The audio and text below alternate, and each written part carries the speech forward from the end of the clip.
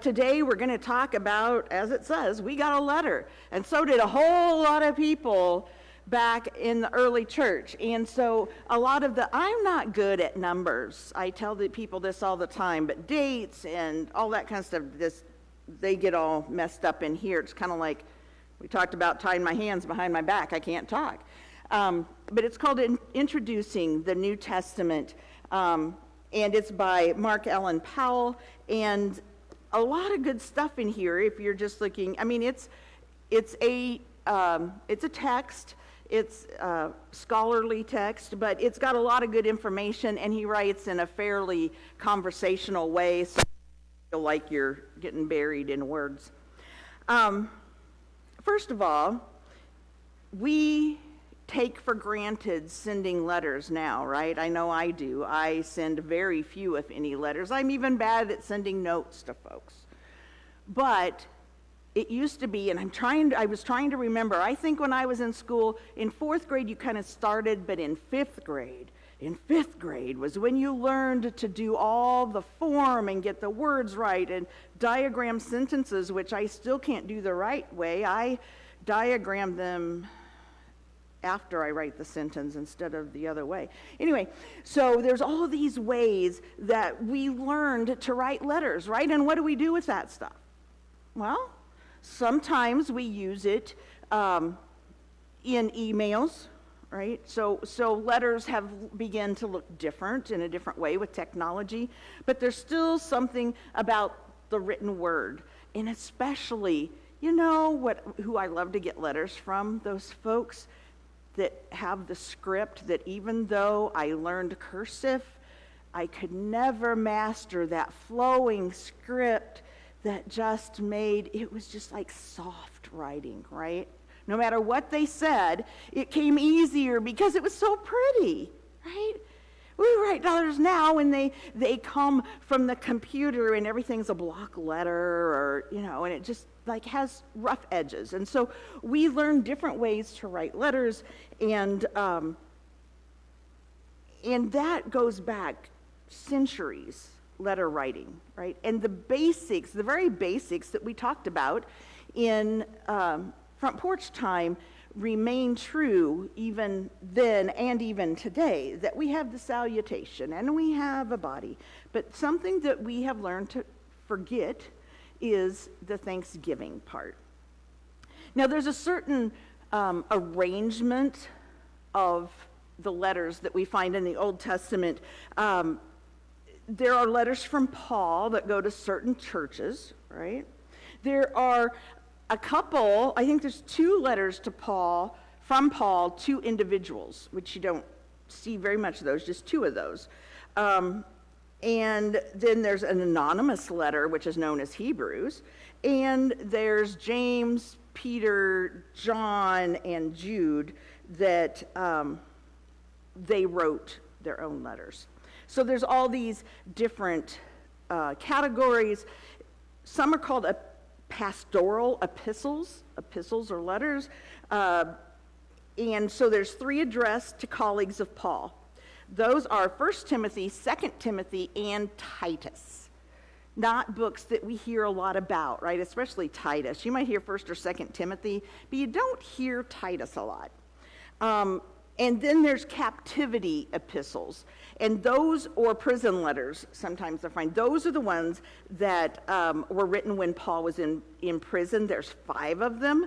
That's Ephesians, Philippians, Colossians, 2 Timothy, and Philemon. Again, Philemon we don't hear very often. And then there's what's called the Catholic epistles, or the general letters. So Catholic as in the general body of the church, right? Not as in the Catholic Church, but as in Catholic as in encompassing all. There were 7 of those. James, 1 Peter, 2 Peter, John, or 1 John, 2 John, 3 John, and Jude, which we had our ending from Jude today. And again, a book that's 1 chapter long, and we just don't hear about it very much, right? So, why do we have these? Why are there so many letters, and what did people learn from it? Well, what what is trying to happen here is we talked about the Gospels and then we went into Acts, right? We had a day in Acts. So the Gospels was Jesus's life, right? What Jesus did and who he did it with. And then in Acts, those who are left after Christ's ascension are trying to figure out how to be followers of Christ when Christ isn't in the room with them or isn't on the road with them or he isn't the one that steps into the house first and says, peace be with you, right? They're trying to figure out life.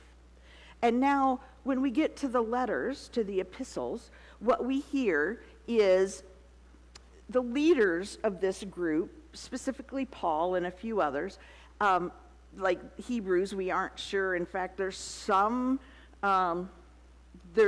camps that think that it was written by one of the women or several of the women disciples because of in the original text, the verbiage that is used and the way it's written is much more feminine than masculine. So there's some thoughts on that we don't have days to go into. But so something to keep in mind when you read that, does it sound different than the rest of the letters? Do things look different? Do they tell the story different than the rest of the letters?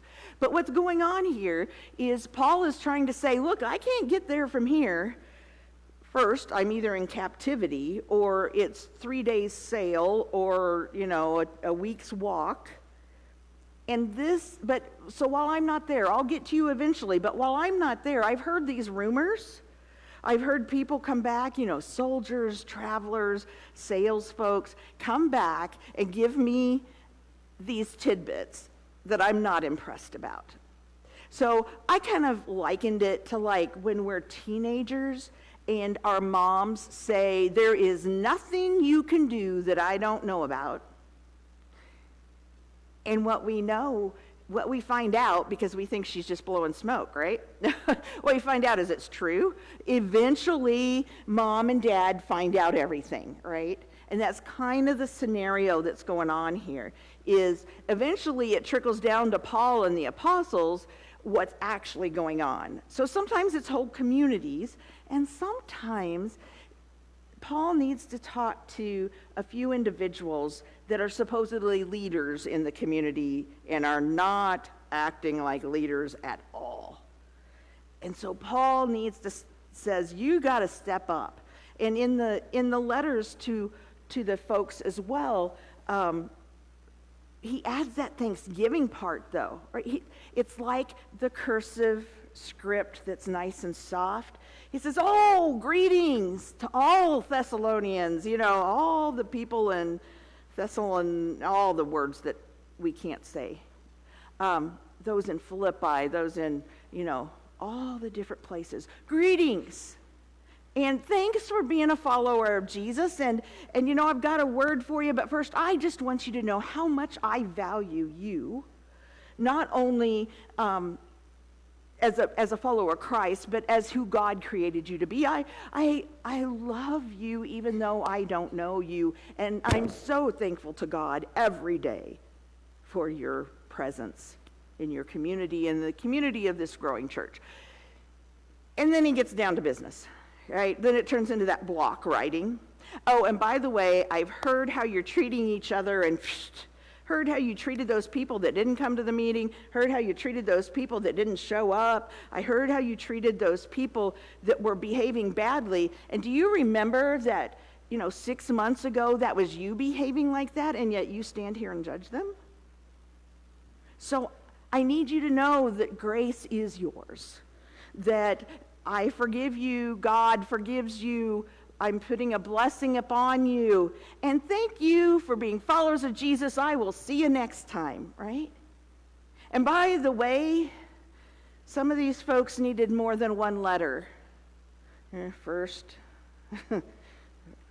Thessalonians, Second Thessalonians, we get it didn't all happen. Some of them are just long letters that they poked in half. But for the most part, the reason that we have those numbers is there is just too much that they don't get in the first letter. So Paul feels like he has to reiterate these things so that he so he knows they know what's what. They know that he knows, basically. So we have to talk about a little bit, if we're talking about the letters, we have to talk about authenticity a little bit. We know for sure that 7, as sure as we can be when something happened 2,000 years ago and the scripts were buried for a while, 7 ascribed to Paul. So 7 of them we know that Paul wrote. That's Romans, 1 Corinthians, 2 Corinthians, Galatians, Philippians, 1 Thessalonians, and Philemon. And then we have, and the big word for it is Deutero-Pauline letters, okay? And those are letters that we suppose are written by Paul, and that's most of the rest of the letters. So, the reason this is important, the reason that it's important to know why these letters were written and why they were included into Scripture is because if this is Paul hearing from God, these folks aren't acting like, I called you to act, and they're followers of Christ, they're followers of me. They need to know what's right and what's wrong in my eyes and not the world's. So there is also this space in there that we have to remember that Paul is human, right? And that all of us are human. And sometimes when we hear God and the guy next to us hears God, we don't hear it quite the same way. So Paul is saying, this is what I'm hearing God say to me about you, because I've been praying for you, because I'm thankful for you, because he keeps reiterating that, saying it over and over again. I am so thankful for you that I pray for you day and night. And then after he gives the bad news, how does he end? He ends, and bless you, and bless you. And may you have peace, not only now in this moment that you're hearing these words, but in the hours and days and weeks and years to come. May you have peace, and may God be with you in every step of the way, and may you recognize that God is with you at all times. And I think that's the big word here. And so if we tear apart those like benediction parts of his letters, that's what that's saying. I want you to have that peace that comes from having God in your life.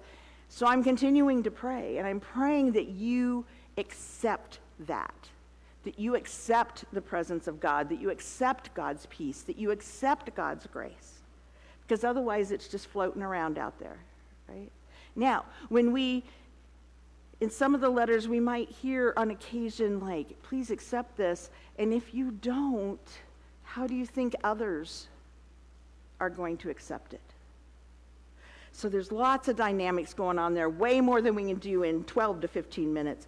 But I just want you to think about how important it is that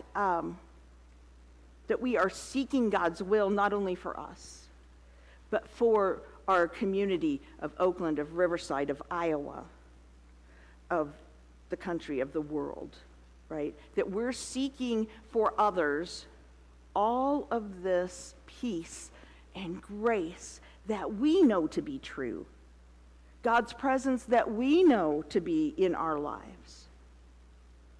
That we pray and hope for each person on this planet to believe that they are worthy of God's love, and that God's love is worthy of the time it takes to learn about him, the time it takes to internalize that and make that a spiritual practice.